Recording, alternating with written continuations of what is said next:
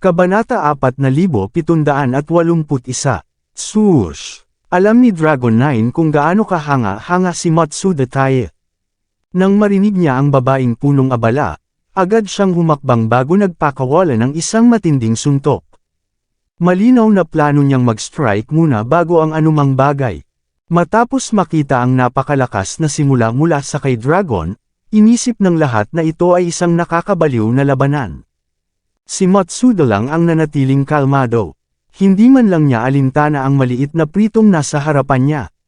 Kung gusto niya talaga, kaya niyang sampalan si Dragon hanggang mamatay.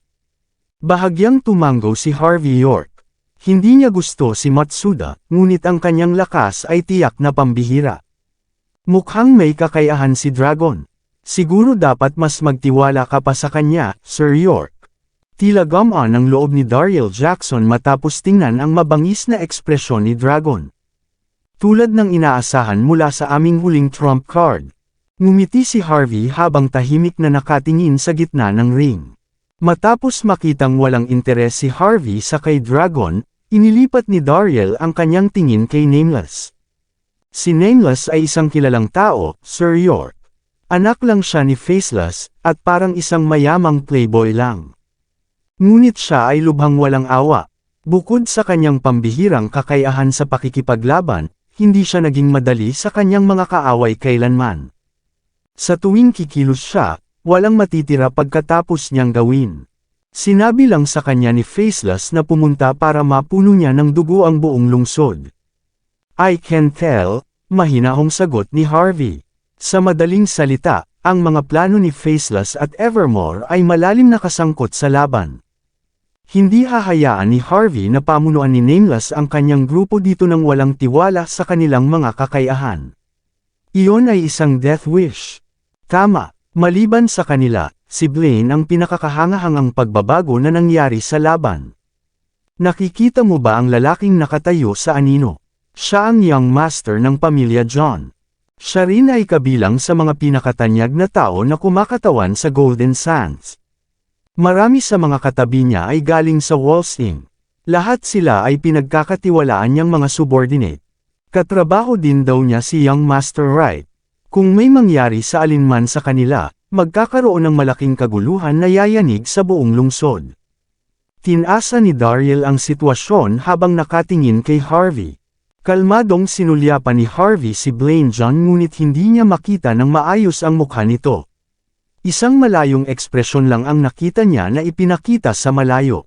Gaya ng inaasahan mula mismo sa kay Young Master John.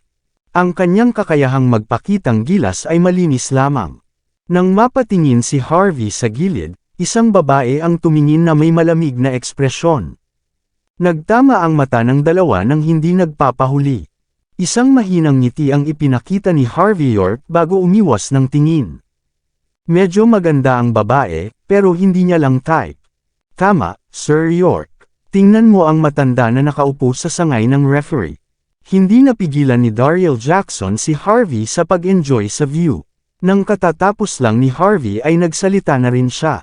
Siya ang inner elder ng Heaven's Gate, si Brody Voss. Siya ay isang dalubhasa na may mahusay na kasanayan sa pakikipaglaban. At pati na rin ang pinsan ni Jackie Voss. Dumating siya para manggulo sa Golden Sands, sangay ng Heaven's Gate. Sa kabilang banda, dapat nandito siya para sa iyo. Pagkatapos, tumingin si Harvey kay Brody matapos marinig ang sinabi ni Daryl. Mukhang nasa 60s na ang lalaki, pero mukha pa rin siyang batang may pagka-high spirit.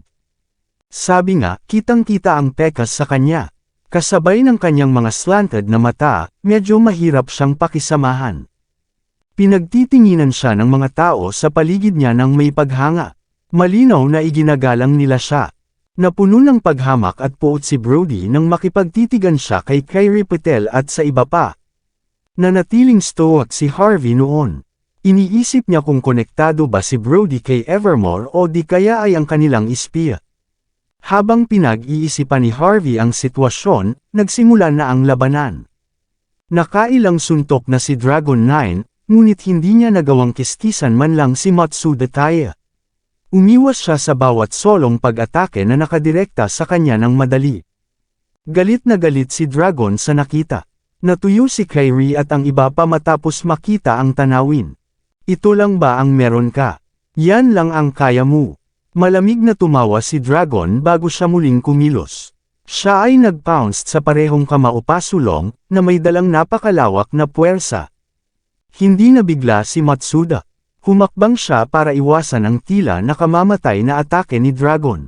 Naramdaman ni Dragon na natapakan ang kanyang dignidad. Mamatay. Bulalas niya bago tuluyang lumabas. Ang bilis niya ay kasing bilis ng kidlat. Tumalon siya sa hangin, nagpaplanong ilabas si Matsuda sa isang suntok. Walang nag-iisip na gagawa siya ng ganito kalupit. Kung tamaan si Matsuda, masusugatan siya ng husto kahit hindi siya mamatay dito. Iyan ang killer move niya. Ang pagbangga ng demonyo, bulalas ng isang tao. Ang sinumang matatamaan ng pag-atake ay hindi kailanman makakaligtas sa epekto. Sa pamamagitan nito, siguradong makakapatay siya ng kahit sino na mas mataas lang ng kaunti sa skill ceiling kumpara sa kanya.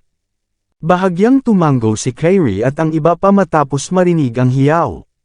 Mukhang medyo gumaan ang loob nila, pero nanatili pa rin na nag-aalala tungkol sa away. Sa kabilang banda, hinigpitan ni Nameless ang kanyang mga kamay na nakapatong sa babaeng punong abala habang nakapikit paharap. Masyadong mahina. Masyadong mahina. Halos sabay-sabay, naramdaman ni Matsuda ang titig ni Dragon na nananabik sa papuri ng mga tao nang bahagya niyang binuksan ang kanyang bibig. Agad niyang hinugot ang kanyang mahabang espada at ibinaba iyon. Klang, klang, klang, klang, klang. Lumilipad ang mga spark sa himpapawid habang nagkakasalungatan ang mga pag-atake. Hindi man lang malalaman ng mga taong walang magandang paningin kung paano nag-aaway ang dalawa. Lumipad ang dugo sa hangin matapos ang hindi mabilang na mga galaw ang ipinagpalit. Dahan-daang naglakad pabalik si Matsuda habang sinusuot ang kanyang longsword na may kalmadong ekspresyon. Agad na bumagsak si Dragon 9 sa lupa. Naputol ang kanyang buong kanang braso, at may dugong tumalsik kung saan-saan.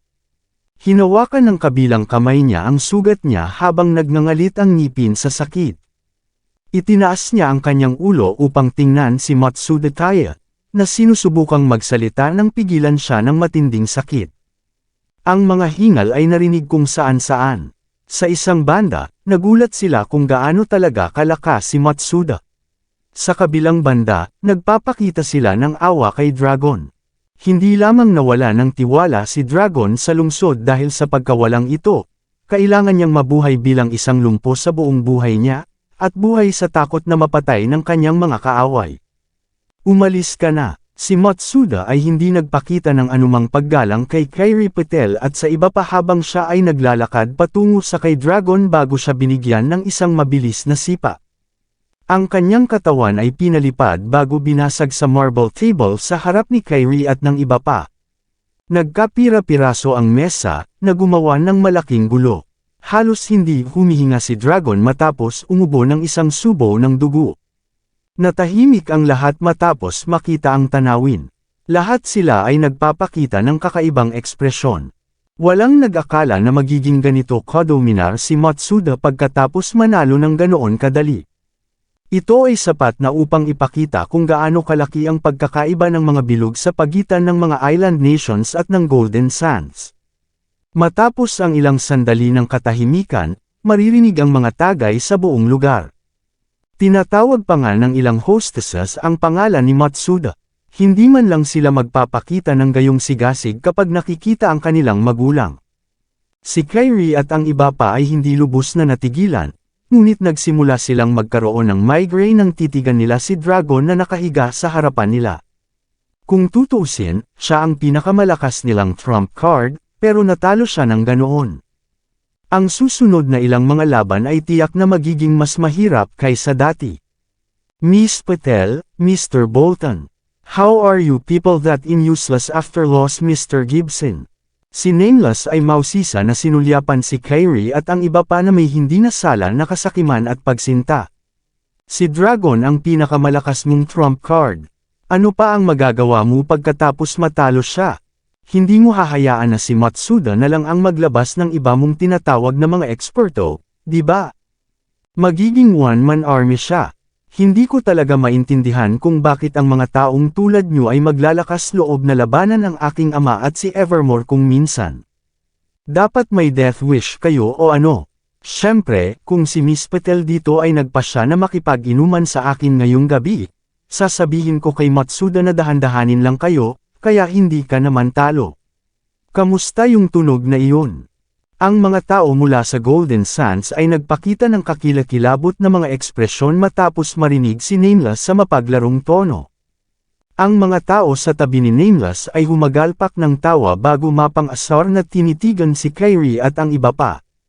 Si Blaine John at ang iba pang nakapaligid sa kanya na dumating para manood ay nagtaas ng kanilang mga kapita habang curious na nanunood sa tanawin. Parang walang kinalaman ang laban para sa kinabukasan ng lungsod sa alinman sa mga ito. Kumunat ang noo ni Harvey. Pinag-isipan niyang gumawa ng aksyon para makalaban niya ang mga Islanders. Ikaw, sa lahat ng tao, dapat alam mo kung bakit kami natatalo. Hindi napigil ang tumayo ni Darwin Gibson. Kung may lakas ka ng loob, hayaan mong lumaban din ang pamilya Gibson. Papasukin mo kami, puputulan ka namin. Galit na galit si Darwin Gibson. Dahil naroon ang panloob na elder, hindi lamang ang sangay ng Heaven's Gate ng Golden Sands ang pinigilan, kundi ang mga alagad ay hindi rin pinayagang makilahok. Kung walang suporta ni Quill Gibson, natural na makakalaban ng sangay ng Golden Sands si Brody Voss. Ang sitwasyon ay lubhang mahirap dahil dito. Mabilis na nagpakita ng malamig na ekspresyon si Arlette Pagan habang nagsasalita. Are you winning because you actually have talent? Or are you just using underhanded tactics? You, of all people, dapat malaman ang sagot na iyon. Akala ko may desenteng ugali ka, pero wala kang kahihiyan gaya ng tatay mo. Hindi, mas masahol ka pa sa kanya. Baliw ka na puro kalokohan lang ang alam. Napangiti ng mahina si Nameless. Ano ang silbi ng pagsasabi sa akin ng lahat ng ito, Miss Pagan? Ginawa ninyo ang mga bagay nang hindi isinasaalang-alang ang mga kahihinatnan. Ano ang kinalaman nito sa akin? At saka hindi naman ako ang pumipigil sa'yo. Kausapin mo si Kuya Brody kung galit ka. Ano ang silbi ng paglabas mo sa harapan ko? Nagpakita ng mapaglarong ekspresyon si Nameless. Sige, enough of this. Ilabas mo na ang iba mo pang tao dyan. Tatapusin natin ang laban pagkatapos nilang harapin ang lahat. May isang gusali ng opisina sa distrito ng lungsod na talagang gusto ko. Ito ay magiging mahusay para sa faceless group. Bilasan mo. Stop wasting time already. I already booked a time with the owner. Nagsalita si Nameless sa kalmado ngunit sobrang kumpiyansa na tono. Habang pinipigilan ang lahat ng tao sa kanyang pananalita, nagawa rin niyang mapag-alitan ng todo si Arlette. Maliban kay Harvey, si Nameless lang ang mayabang sa kanyang paningin. At muli, si Harvey ay may aktwal na talento, habang si Nameless ay nagpapakita lamang ng mga taktika, na ginagawa siyang mababa ang tingin sa kanya. No need to waste your time with people like that, Arlette, malamig na bulalas ni Kyrie. Mga taong ganyan, napangiti si Nameless. Kung paulit-ulit mo akong tatawagan ng ganyan, kailangan mo akong tawaging hubby kapag natapos na ang faceless group na Yerokan ang lahat sa inyong mga tao. Sana samahan tayo ni Arlette sa aking higaan kapag nangyari rin iyon. Siguro, magiging bukas palad ako para palayain ang pamilya Patel at ang Hermit families. Dinilaan ni Nameless ang kanyang mga labi na may mabangis na ngiti. Magiging pamilya tayong lahat kapag nangyari iyon, pagkatapos ng lahat. Naghiyawan ang mga tao sa paligid niya. Pinagmamasdan nila si Kyrie at Arlette ng may labis na paghamak at pagnanasa. Natural, handa silang makakuha ng mga segundo mula kay Nameless pagkatapos niyang matapos. Tama na, inihagis ni Kyrie ang kanyang paa bago tumalon palabas ng sofa. Pagkatapos, pinandilatan niya si Dragon, umiiyak pa rin sa sakit, bago sinabi sa mga bodyguard na ipadala siya sa ospital. Ang iyong ama ay hindi maglalakas loob na kumilos ng napakataas at makapangyarihan noong panahon niya sa Golden Sands, bata. Hindi mo malalaman kung paano ka mamatay kung ipagpapatuloy mo ito. Banta ba yun? Ipinakita ni Nameless ang kanyang matingkad na ngipin. Excuse me, Miss Patel, pero ang buong buhay ko ay umiikot sa mga banta. Maraming salamat sa lahat ng sumusubaybay. Please subscribe and follow my YouTube and Facebook channel, Filipino Novel. Maraming salamat po. Kabanata 4785. Kung talagang kahanga-hanga kayong mga tao, ipakita na ninyo ang iba pa ninyong baraha. Manalo sa laban. Kumbansihin mo ako na natalo ako, at iiwasan ko pa kayong mga tao kapag nakita ko kayo. Ngunit kung hindi, natatakot ako na kailangan mong gawin ang lahat ng sinabi ko. Nagpakita ng malamig na ekspresyon si Kyrie Patel. Muntik na siyang magalit. Ngunit sa mga sandaling ito, nanginginig ang katawan ng kanyang sekretarya bago kinuha ang kanyang telepono. Ang sekretarya ay nagpakita ng kakilakilabot na ekspresyon ng ibaba niya ang tawag. Ito ay masama, Miss Patel. Mapait niyang bulalas. Ang natitirang 4 na eksperto ay nalason. Sabay silang namatay.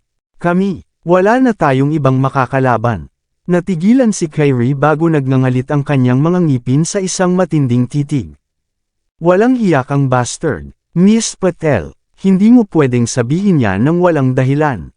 Wala ka man lang patunay na ginawa ko yun. Halika, hulaan ko. Siguradong natakot ang mga taong kinuha mo na harapin si Matsuda Tae. Kaya nga sila naglason ng kanilang mga sarili. Ay nako, hindi ko akalain na mas pipiliin ng karumihan sa bansang ito ang magpakamatay kaysa makipaglaban sa mga makapangyarihang islander. Gayunpaman, ayos lang. Dahil walang narito para lumaban, aangkinin natin ang ating tagumpay. Mula ngayon, ang aking ama ay magiging hari ng Golden Sands. Natural, ako ang prinsipe. Miss Patel, gusto mo bang maging mistress ko? Labis na ipinagmamalaki ni Nameless. Sa kanyang mga mata, si Kyrie at ang iba ay nawala na ng lakas para lumaban. Ayon sa deal, maaari silang tumuntong sa lungsod pagkatapos manalo sa laban. Kung sisirain ni Kyrie at ng iba pa ang pangako, hindi lang uupo at manunood sina Blaine John at Emery Wright. Sa wakas ay nagsalita si Brody Voss, na nanatiling tahimik sa buong oras. Miss Patel, Mr. Bolton, Mr. Pagan, Mr. Robbins, at Mr. Jackson. Wala akong pakialam kung anong uri ng aksidente ang nangyari. Wala akong pakialam kung namatay ang mga tauhan nyo. Bibigyan kita ng 3 minuto para magpadala ng isang tao sa ring. May 4 ka pang pagkakataon. Huwag mo akong sisihin kung hindi mo sasayangin ang pagkakataon. Bilang miyembro ng isang sagradong lugar ng pagsasanay sa martial arts, tungkulin kong itaguyod ang hustisya. Hindi ipagpapaliban ang laban dahil sa ilang aksidente. Dapat tayong magpasya kung sino ang mananalo ngayon. Kung tutuusin, hindi mapahiya ang bansa. Nagpakita si Brody ng matuwid na ekspresyon, na para bang mayroon siyang mataas na moral. Tila itinataguyod niya ang isang patas na laban, ngunit sino mang may matalas na mata ay makakapagsabi na pumili na siya ng panig. Wala siyang sense of kindness. Pinaplano niyang pilitin ang mga Patel at Hermit families sa kanilang pagkamatay. Tumayo si Azrael Bolton bago pumutok sa leeg. Ang tagal ko na ring nakipagpalitan ng suntok sa ibang tao. Ako na ang bahala sa susunod na laban. Nagulat ang iba matapos marinig ang mga salitang iyon. Hindi mo kaya, Mr. Bolton. Bulalas ni Saul Robbins.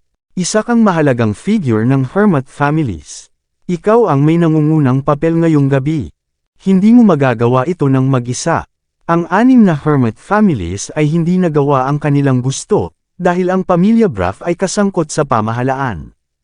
At dahil sa Heaven's Gate, ang pamilya Gibson ay nasa parehong kalagayan. Nahulog kay Azrael, ang hari ng underworld ng Golden Sands, na tumayo sa harap ng linya sa pakikipaglaban sa Faceless Group at sa pagsalakay ng Evermore. Gayunpaman, hiniling siya ni Kyrie at ng iba pa na manatili sa likuran. Hindi dahil mahina si Azrael, kung may nangyari sa kanya, lahat sila ay tapos. Naiintindihan ko ang sitwasyon natin, lahat, sabi ni Azrael. Pero sa ngayon, may pagkakataon akong pigilan ang pagbabalik ni Faceless at Evermore. Kaya kung ipaglaban ang kinabukasan natin. Kung wala akong gagawin, mananalo si Faceless. Magkakaroon siya ng dahilan para bumalik. Kung mangyayari iyon, mahihirapan tayo. Ako na ang bahala, sabi ni Kyrie, na bumantong hininga. Ang kanyang mga kasanayan sa lason ay kahanga-hanga. Kaya ang lahat ay umiwas sa kanya tulad ng salot. Kung ginamit niya ang mga ito, siya ay mapintasan. Gayunpaman, ito ay mas mahusay kaysa sa ipadala si Azrael sa ring. Hindi mo kailangang dumihan ang iyong mga kamay, Miss Patel.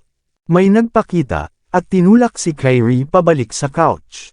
Iilang Islanders na lang. Hayaan mo na lang si Kuya ang humawak nito. It won't take much effort. Natigilan ang lahat, at maraming kilalang tao ang likas na tumingin sa ibabaw. Handa na silang makitang gumanap si Azrael o Kyrie.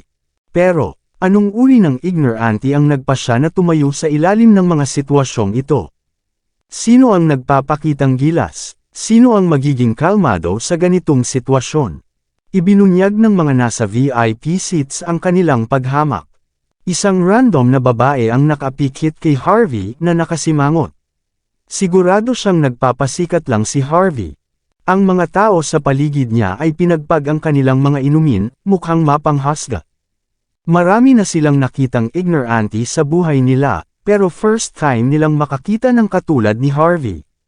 Sino ang nasa tamang pag-iisip ang sasabak sa ganoong mahalagang talakayan? Gusto niyang pabayaan ang kapatid niya na lumaban. Anong klaseng sakit na biro ito? Ang isang lalaking walang anumang reputasyon ay walang karapatang magsabi ng ganyan. Nakilala ng ilang tao si Harvey bilang ang kilalang geomancy. Naguguluhan sila. Narinig na nila ang husay ni Harvey sa geomancy arts, ngunit hindi nila alam na magaling din pala itong manlalaban. At saka, hindi siya ang makipaglaban, ang kapatid niya. Anong biro? Nanginginig ang katawan ni Kyrie. Nakilala niya ang boses ni Harvey, at nakahinga siya ng maluwag. Harvey, tumayo si Azrael at ang iba pa, na nakangiti ng mainit. Sir York, andito na po kayo. Ang problema ng lungsod ay ang problema ko. Quill was held back because of me, too. Let me handle the rest, sabi ni Harvey. Pagkatapos, kalmado niyang sinulyapan ang baliw na ekspresyon ni Matsuda. Nabigla si Sol. Alam kong kaya mo, Harvey. Alam kong pambihira rin ang mga nasasakupan mo, pero naisip mo ba ito ng lubusan? Si Matsuda ay isa sa nangungunang 10 eksperto sa mga nakababatang henerasyon sa Island Nations. Ang kanyang lakas ay hindi para kutsain. Hindi lahat ay makakalaban sa kanya. Ang mga taga-isla ay makikitid ang pag-iisip. Kapupoutan kanila kung magpasya kang umakyat ngayon. Tama, Harvey, sabi ni Kyrie. Ito ang problema ng underworld. Geomancy expert ka lang, kaya hindi nararapat na kumilos ka ngayon. Tumingin si Kyrie kay Harvey, senyales na huwag sayangin ang kanyang pagsisikap. Gayunpaman, kalmadong sinulyapan ni Harvey si Blaine. It's fine. Wala nang kailangan pang itago sa puntong ito. Dahil hindi natin maakit ang malalaking isda, ang pagdaragdag ng mas maraming pain ay magiging mabuti. Ang mahinahong salita ni Harvey ay puno ng kumpiyansa. Nagpalitan ng tingin sina Sol, Azrael, at ang iba pa bago tumango. Dahil malinaw na ang paninindigan ni Harvey, walang punto para pigilan nila siya. Nang makita ang lahat ng mga kilalang tao na ito na gumagalang kay Harvey, ang babaeng hindi kalayuan kay Blaine ay hindi nag-abala sa pagtatago ng kanyang paghamak.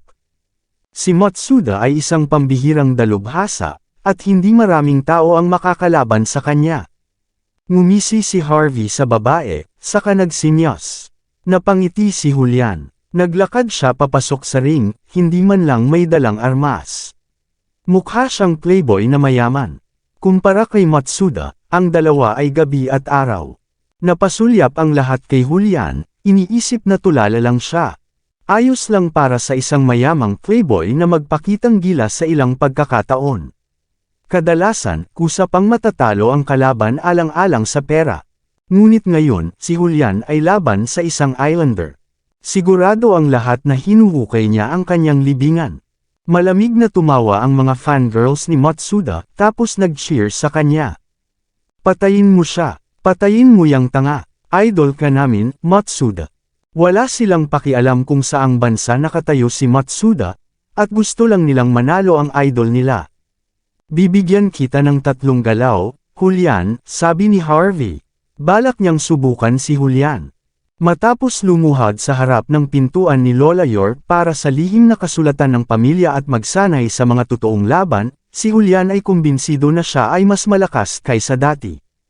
Sa ganitong mga kalagayan, nakakahiya kung hindi niya naalis si Matsuda sa 3 galaw.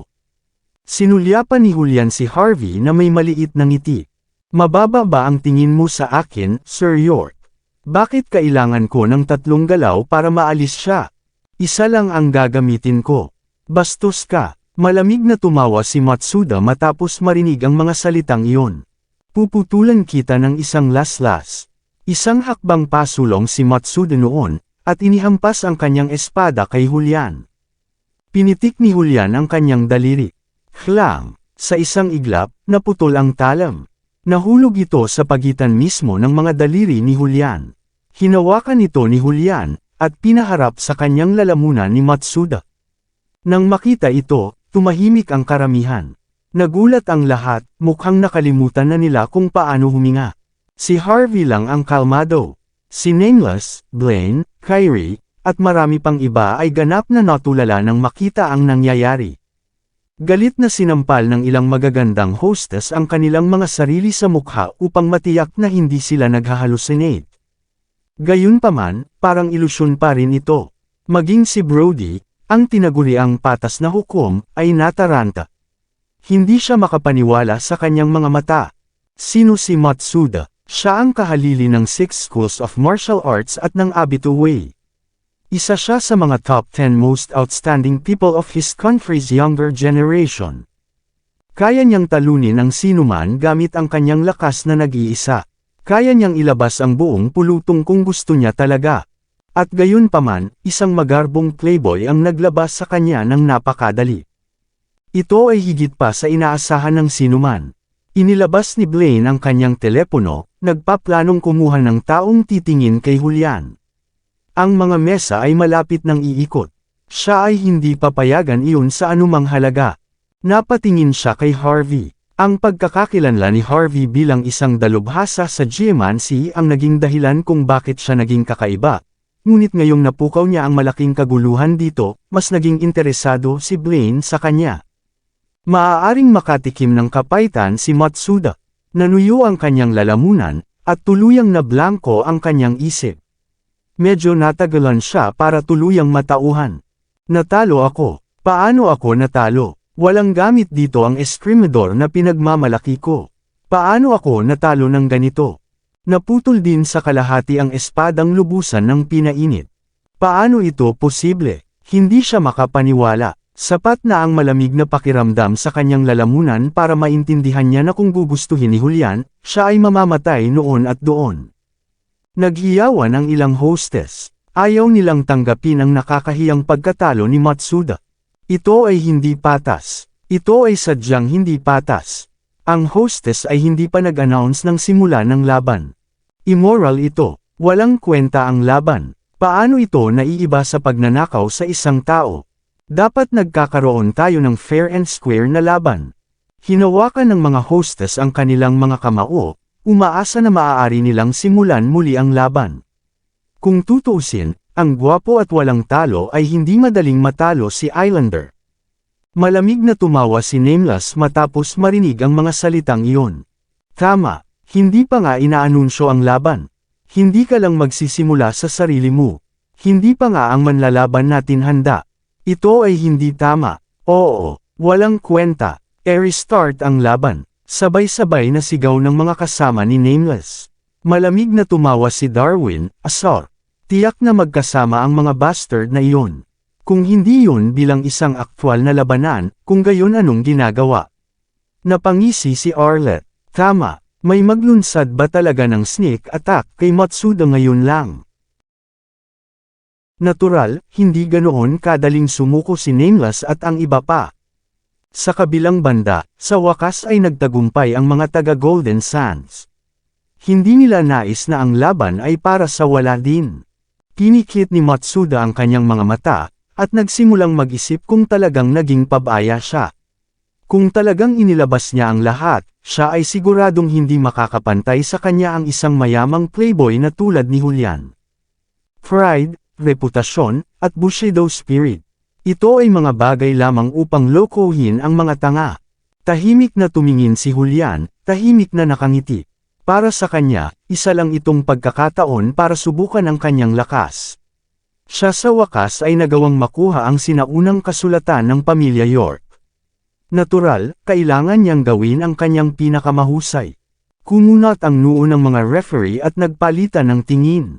Sa teorya, maaari nilang balewalain ang laban dahil hindi pa inaanunsyo ng hostess ang pagsisimula nito. Sa totoo lang, masasabi ng sinumang may wastong paningin na hindi lamang natalo si Matsuda, kundi mawawalan din siya ng buhay kung gusto talaga ni Julian. Ang muling pagsisimula ng laban ay mangangahulugan ng hindi paggalang kay Julian. Gayunpaman, hindi magpapahuli ang magkabilang panig. Tiyak na lalala ang sitwasyon. Sa tingin ko parang hinala ang laban. Matagal nang lumalaban si Matsuda. Nagpapahinga lang siya sa ring ng kunin ng manlalaban para sa Golden Sands ang aksyon. Hindi pa ina-announce ng hostess ang start ng laban. Natural lang na mahuli si Matsuda. Ituturing na null ang laban dahil sa sneak attack. Malamig na bulalas ni Brody. Ito ay muling simulan. Isa pa. Babalaan ko ang panig ng Golden Sands sa ngalan ng mga referee. Kung maulit ang ganoon, sisipain ka namin at ibibigay ang panalo sa kabilang panig. Ito ang desisyon ko. Kung may magtatanong tungkol dito, maaari kang pumunta at makipag-usap sa akin. Nakakatakot si Brody, at napuno ng aura ang lugar. Wala siyang pakialam kung tahasan siyang pumanig. Hanggat masisiguro niyang mananalo si Nameless, hindi niya iisipin na sirain ang buong bilog ng Golden Sands. Nagkatinginan ang mga referee, na nakitang hindi nararapat ang kanyang desisyon. Ngunit dahil nagpahayag na si Brody, hindi na sila naglakas loob na magreklamo. Wala silang choice kung hindi makinig sa kanya. Wala kang kahihiyan, matandang bastard. Galit na galit si Arlette. Tinatawag mo ang iyong sarili na isang mamamayan ng bansa H. Bakit ka nagsasalita para sa mga Islanders? Ikaw ang magdi-disqualify sa amin kung hindi kami nagpadala ng sinuman sa ring. At pagkatapos naming gawin iyon, sinabi mo na ang aming manlalaban ay sumugod sa kay Matsuda. Gaano ka kasuklam-suklam? Sumimangot si Sol at ang iba pa, alam nila na sa kanilang mga pagkakakilanlan, lalala lamang nila ang sitwasyon kung magsasalita sila. Tiningnan ni Brody si Julian ng matuwid, hindi pinapansin ang iba. Lahat kasi tayong mamamayan ng bansa H, binata. Hindi natin kayang ipahiya ang ating kasaysayan. Kami ay ayon sa batas at makatarungang tao. Dapat mong bitawan si Matsuda, at magkaroon ng patas na laban. Maaari mo lamang makamit ang isang tunay na tagumpay sa ganoong paraan. Kabanata 4770. Si Brody ay napuno ng katwiran. Sabay-sabay na sumigaw ang mga hindi nakakaalam, humihingi ng rematch. Hindi pinansin ni Julian si Brody at sumulyap kay Matsuda, na parabang handa na siyang kumilos. Kausap kita, bastos ka. Naiintindihan mo ba ako? Bitawan mo si Matsuda ngayon din. Kung hindi mo gagawin, kung magkaroon man ng gasgas si Matsuda, may karapatan kaming i-disqualify ang Golden Sands. Nagsalita si Nameless matapos makita si Brody na walang takot na tumayo para sa kanya. Kuya Brody, sa tingin ko, dapat patayin na lang agad ang mga sumusuway sa rules. Halatang walang kwenta ang laban kanina. Kung walang sapat na security dito, marami akong natitira. Pumalakpak si Nameless, at lumabas ang ilang lalaking nakasuot ng suit at baril na may mga nakakatakot na ngiti. Nang makitang walang hiya sila, nagpasya si Harvey na year-okon sila ng buo. Sinabi ko na sa iyo Julian, dapat kang maging mabilis at walang awa sa iyong mga pag-atake. Ipakita sa iyong mga kalaban ang iyong kapangyarihan. Huwag mo silang bigyan ng pagkakataong magdahilan. Halika, bigyan mo sila ng isa pang pagkakataon. Gumawa ng isa pang round. Tumawa si Julian, saka itinapon ang talam sa kamay niya. Kahit anong sabihin mo, Sir York. Tandaan mo, huwag mong hawakan ang talam ng kalaban mo. Nakakadiri. Gamitin mo ang kamay mo. Sabi ni Harvey. Ngumiti si Julian bago niya kinopya si Harvey, pinunasan ng tisyo ang kamay niya. Malamig na tumawa si Brody matapos makitang magpakitang gilas sina Harvey at Julian matapos agad sumuko. Nakita niya ang mga larawan ng dalawa, nakilala rin niya ang lalaking pumatay kay Jackie. Ngayong nagkaroon na siya ng pagkakataon na durugan si Harvey, hindi na niya hahayaang mawala ang pagkakataon. Ang pagpatay kay Harvey ay hindi mahalaga, ngunit ang pagpapahirap sa kanyang puso ay mas maganda. Gusto ni Brody na bigyan ng pag-asa si Harvey tapos dudurugan siya. Sa ganoong paraan, mas magiging miserable si Harvey kailanman. Nagkatinginan si Kyrie at ang iba pa matapos marinig ang sinabi ni Harvey, ngunit hindi nila siya pinigilan ng kahit ano. Julian belonged to him, after all, may karapatan siyang magdesisyon kung ano ang susunod na mangyayari. Malamig na tumawa si Nameless bago ibinato ang isang mahabang espada sa ring. Ito ang aking mahabang espada, si Snowfall. Kanina mo pa gusto ito, di ba? Iyon na ngayon. Ibigay mo ang lahat. Durugan mo ang iyong kaaway. Huwag mo na silang bigyan ng isa pang pagkakataon. Huwag mong isipin ng iba na mababa ka. Hindi na napigilan ni Arlette at ng iba pa na bastyusan si Nameless matapos makita ang kanyang ginawa. Pagkatapos ng lahat, ipinahiwatig niya na nakuha niya si Matsuda na magmadali sa Golden Sands. Tumango si Matsuda, saka dahan-daw ang hinugot ang talam ng Snowfall. Naghiyawan ang mga hostess sa tuwa. Kumpara sa mayaman na playboy na mukhang pasaway, si Matsuda ang kanilang Prince Charming. Hindi sila mapakali na tumingin kay Harvey na parang ordinaryo lang. Walang karapatan ang isang probinsyano na maging kasangkot sa elite circle, gayon paman. Sa puntong ito, hinahanap lang niya ang sarili niyang kamatayan.